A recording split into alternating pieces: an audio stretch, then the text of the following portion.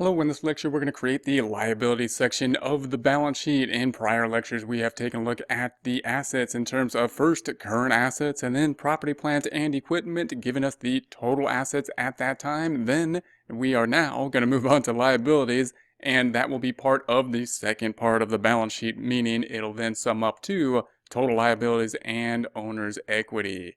We are going to be taking this information, of course, from the adjusted trial balance. The adjusted trial balance in the format of debits and credits. We are now formatting it in the format of the accounting equation. Still the double entry accounting system, just in two different formats, just reshuffling the puzzle so that different readers can understand the financial statements even though they don't understand debits and credits. We will then be focusing in on the liabilities, the orange accounts here. We will start off with the subcategory of liabilities, that is current liabilities. Those are going to be liabilities that will be due within a year's time period. So we have to pay something or do some work within that year's time period. That is what makes it current.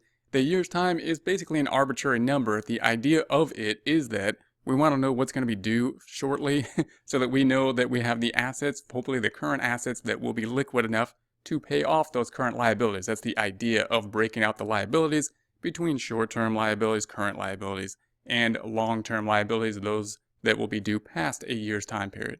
Notice that we have the colon here, that it is representing that it is the subcategory, and then we're just going to pull in our numbers. So we have the accounts payable, we're just pulling that number in.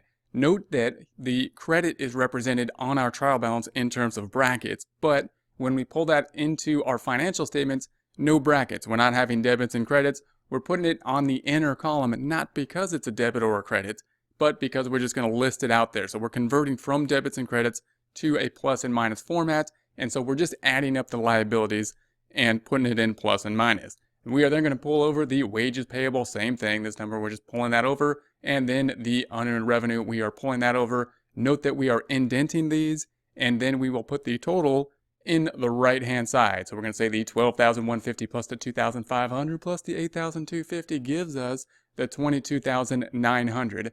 Note that we have total liabilities here rather than having total current liabilities. Why is that?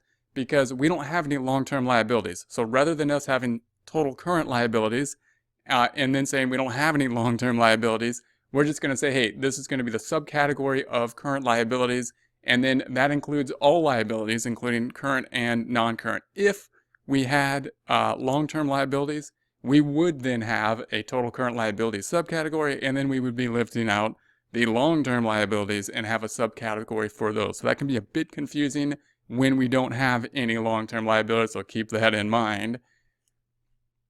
If we plug that back into the balance sheet, we now have the liabilities section. We have created the current assets, the property, plant, and equipment. We have the total assets then. We have the liabilities. We now will be moving to the owner's capital section, the owner's equity section, and that will then give us the total liabilities and equity, finishing out the balance sheet, and then we'll dive into some more detail about this number in the capital account.